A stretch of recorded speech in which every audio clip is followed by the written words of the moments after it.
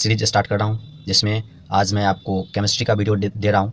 Chemistry class 12th का, जिसमें chapter है सॉलिड स्टेट, जो कि बहुत इंपॉर्टेंट है। इस चैप्टर से 1 से 2 क्वेश्चन हर साल पूछा जाता है, तो चलिए आप लोगों के लिए बहुत इंपॉर्टेंट है। तो मैं आपको इस वीडियो में ये नहीं बताऊंगा कि व्हाट इज़ सॉलिड क्या होता है, ये सब तो आपसे पूछा नहीं जाएगा। तो हम आपको मेन पॉइंट बताएंगे जिससे आपको क्वेश्चन सॉल्व हो और जहाँ से क्वेश्चन बार बार पूछा जाता है। तो चलिए शुरू करते हैं। तो सबसे पहले इसमें सॉलिड स्टेट को अरेंजमेंट के आधार पे 2 टाइप्स में डिवाइड किया गया है। पहला होता है क्रिस्टलाइन सॉलिड और दूसरा होता है एमॉर्फस सॉलिड। तो क्रिस्टलाइन सॉलिड अरेंजमेंट के आधार पे सॉलिड स्टेट को 2 भाग में डिवाइड किया गया है। इस दोनों के डिफरेंस से भी कभी कभी क्वेश्चन पूछ लिया जाता है। सबसे ज़्यादा इंपॉर्टेंट है इस दोनों का एग्जाम्पल। तो चलिए सबसे पहले हम क्रिस्टलाइन सॉलिड की बात कर लेते हैं।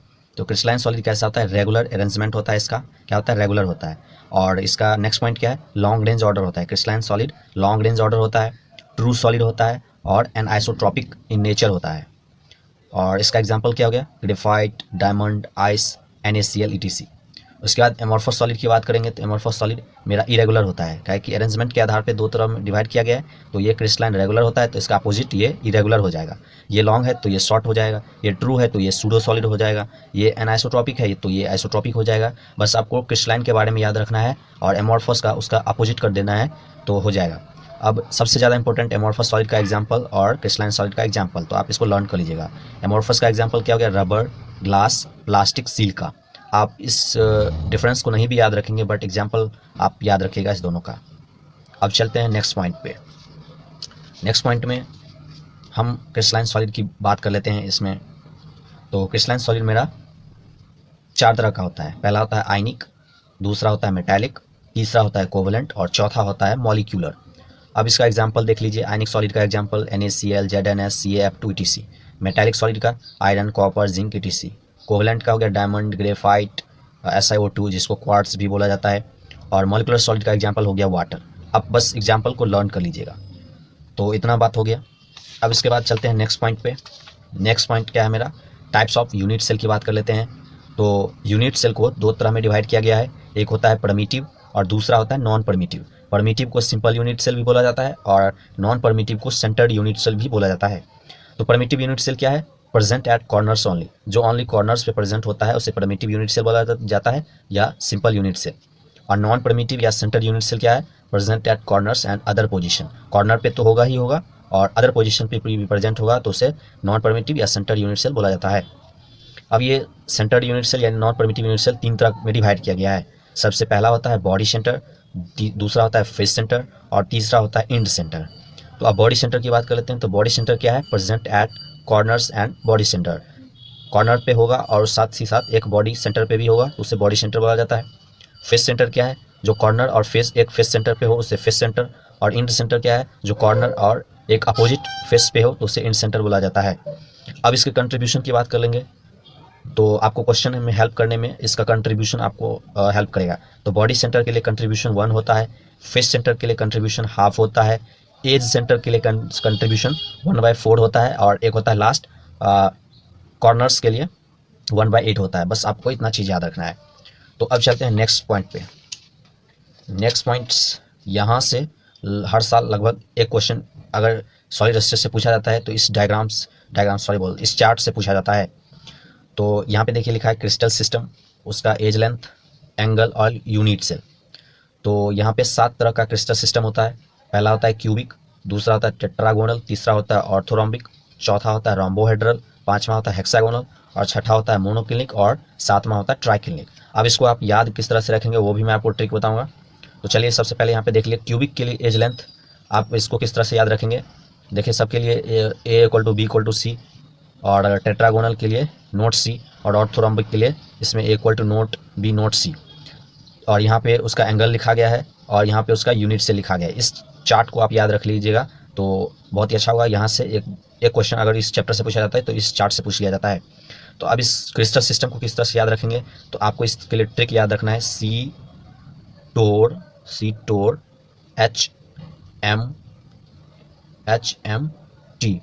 HMT। C से हो गया क्यूबिक, T से हो गया टेट्रागोनल, O से हो गया ऑर्थोरोम्बिक, R से हो गया रोम्बोहेड्रल, H से हो गया हेक्सागोनल, M से हो गया मोनोक्लिनिक और T से हो गया ट्राइक्लिनिक।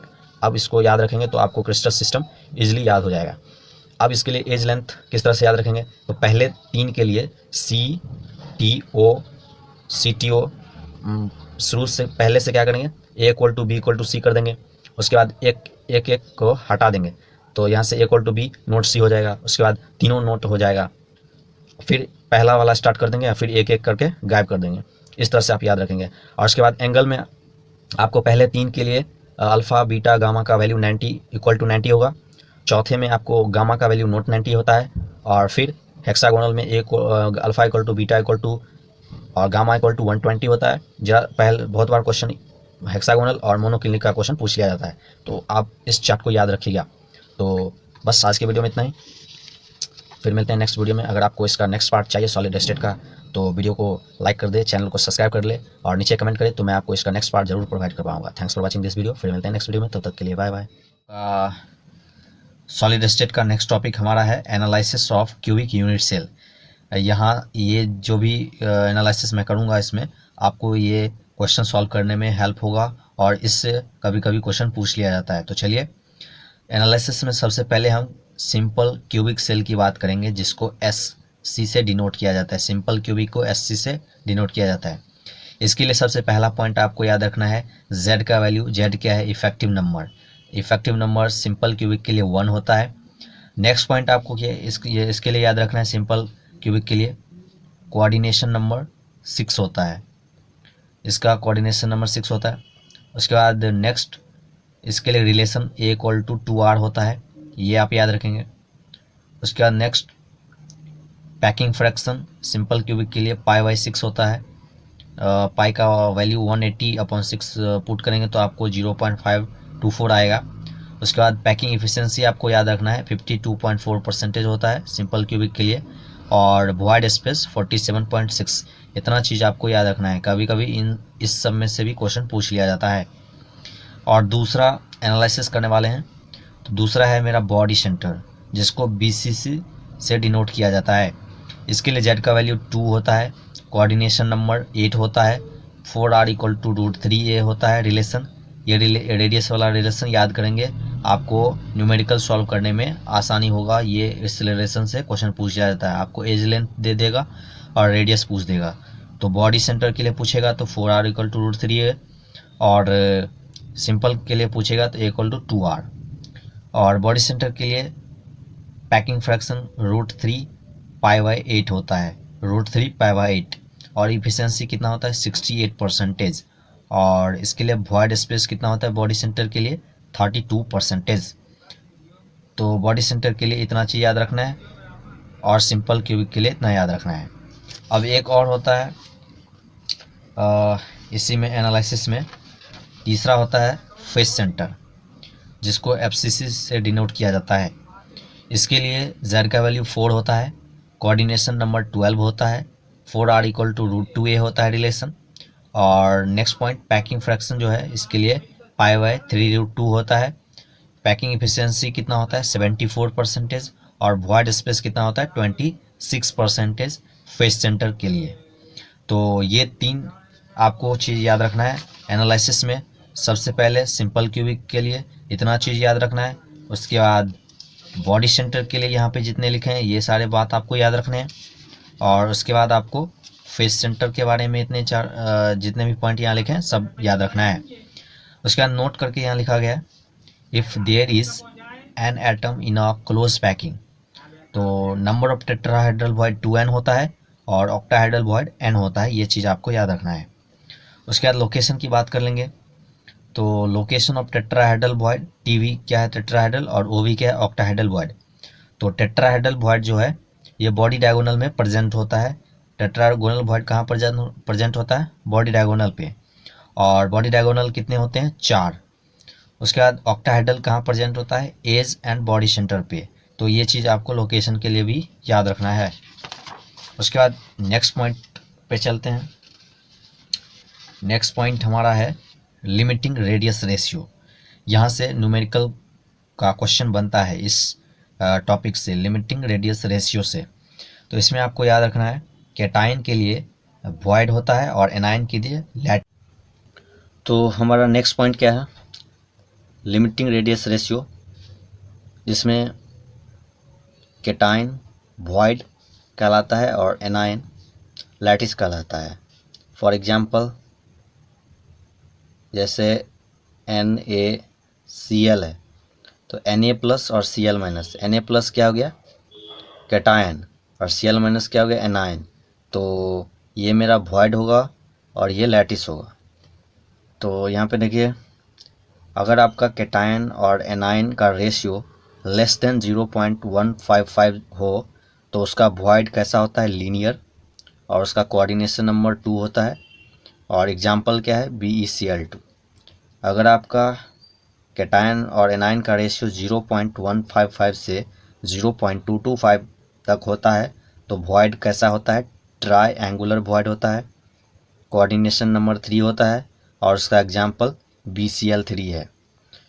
अगर 0.225 से 0.414 हो तो उसका वॉइड टेट्राहेड्रल होता है और उसका कोऑर्डिनेशन नंबर 4 होता है, एग्जांपल ZnS है। अगर 0.414 से 0.732 के बीच में आता है तो वॉइड ऑक्टाहेड्रल होता है और कोऑर्डिनेशन नंबर 6 होता है, इसके लिए एग्जांपल है NaCl MgO2। अगर 0.732 से 1 तक होता है तो वॉइड क्यूबिक होता है, कोऑर्डिनेशन नंबर 8 होता है, इसके लिए एग्जांपल है सीजियम क्लोराइड CsCl।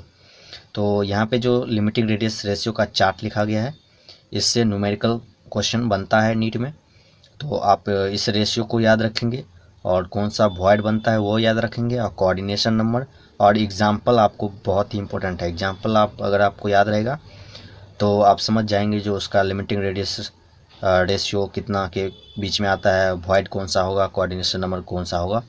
तो बस आज के वीडियो में इतना ही। अगर आपको मेरा वीडियो पसंद आया हो तो फ्रेंड्स के साथ ज़रूर शेयर करें। अगर आपको ये सॉलिड स्टेट का नेक्स्ट पार्ट चाहिए तो नीचे कमेंट करें, मैं आपको प्रोवाइड करवाऊँगा। Thanks for watching this video. Hello friends, welcome to my new video.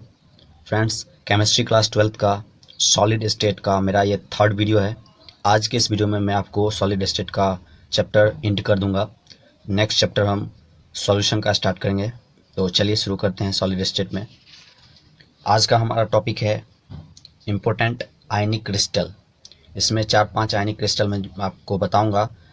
इससे भी कभी कभी क्वेश्चन पूछ लिया जाता है, कहाँ से पूछा जाता है वो भी मैं आपको बताऊंगा।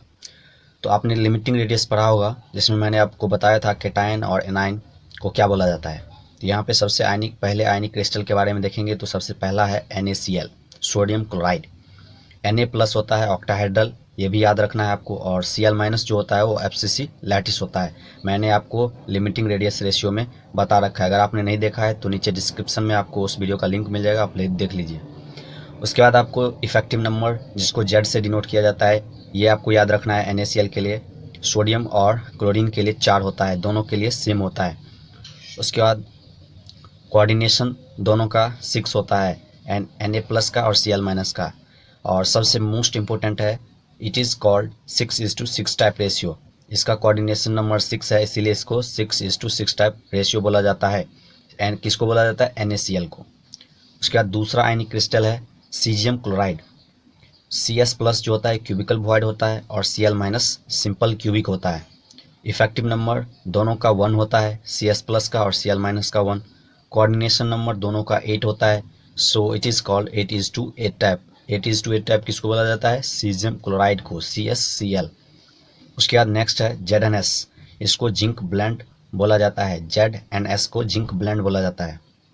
Zn2 प्लस जो है वो होता है half of the tetrahedral void और S2 माइनस जो होता है वो होता है FCC लैटिस।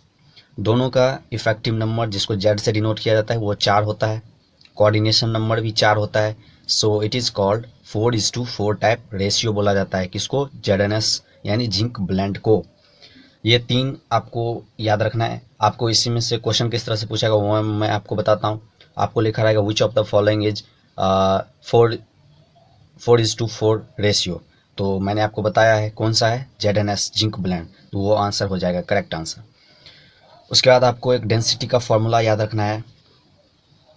और चलिए डेंसिटी इज एक और इसमें है वो भी मैं आपको बता देता हूँ। पहले यहाँ पे देखिए नोट करके लिखा गया है diamond has the same structure as that of ZnS। Diamond जो होता है जिंक ब्लेंड की तरह ही उसका स्ट्रक्चर होता है। दूसरा पॉइंट है number of carbon atom in a unit cell कितना होता है 8। ये दोनों आप याद रखेंगे। उसके बाद नेक्स्ट आयनिक क्रिस्टल है CaF2 जिसको फ्लोराइड स्ट्रक्चर बोला जाता है। CaF2 इसको क्या बोला जाता है? Fluoride structure. इसमें Ca2+ जो होता है वो FCC होता है और F- जो होता है टेट्राहेड्रल वॉइड होता है। इसका इफेक्टिव नंबर Ca2+ का 4 होता है और F- का 8 होता है और कोऑर्डिनेशन नंबर Ca2+ का 8 और फ्लोरीन का 4 होता है। So it is called 8:4 type ratio. क्यों हुआ? क्योंकि इसका कोऑर्डिनेशन नंबर बदल जा रहा है और इफेक्टिव नंबर भी चेंज हो जा रहा है। तो 8:4 टाइप किसको बोला जाता है? फ्लोराइड स्ट्रक्चर को, CaF2 को। उसके बाद नेक्स्ट है Na2O, इसको बोला जाता है एंटी फ्लोराइड। Na2O इसको क्या बोला जाता है? Anti fluoride. Na2+ क्या होता है? टेट्राहेड्रल बॉन्ड और O2- क्या होता है? FCC lattice. इसका इफेक्टिव Na2+ का होता है 8 और O2 का होता है 4। कोऑर्डिनेशन नंबर Na2+ का 4 और O2 का -8। So it is called 4:8 type ratio. यहाँ भी कोऑर्डिनेशन नंबर और इफेक्टिव नंबर चेंज हो रहा है, इसीलिए इसको 4:8 टाइप रेशियो किसको बोला जाता है? एंटी फ्लोराइड को। अब आपका डेंसिटी का फॉर्मूला आपको याद रखना है, यहाँ से भी क्वेश्चन पूछ लिया जाता है। तो डेंसिटी इक्वल टू क्या होता है? Zm/Na/AQ। Z क्या है? Effective number. चाहे क्वेश्चन में आपको मेंशन रहेगा कि FCC बॉडी है या BCC है या SC है, तो उसके हिसाब से Z का वैल्यू पुट करना होता है। ये क्या है? Avogadro number. और ये क्या है? Edge length, AQ edge length. उसके बाद आपको यहाँ पे कुछ पॉइंट याद रखने जो वैल्यू पुट करने में आपको आसानी होगा। 1 एंगस्ट्रॉम कितना होता है? -10 मीटर, -10⁻10 मीटर और सेंटीमीटर में -8 सेंटीमीटर। 1 नैनोमीटर -9 मीटर और सेंटीमीटर में 7 सेंटीमीटर। 1 पिकोमीटर -12 मीटर और -10 सेंटीमीटर। ये चीज़ आपको याद रखना है। अब चलते हैं नेक्स्ट पॉइंट पे। तो नेक्स्ट पॉइंट हमारा है डिफेक्ट। इस डिफेक्ट से भी क्वेश्चन पूछ लिया जाता है। तो डिफेक्ट हमारा दो टाइप्स का होता है, एक शॉर्ट की डिफेक्ट और एक होता है फ्रैंकल डिफेक्ट। तो सबसे पहले हम शॉर्ट की डिफेक्ट के बारे में देख लेते हैं। It is also known as vacancy defect. किसको बोला जाता है? शॉर्ट की डिफेक्ट को।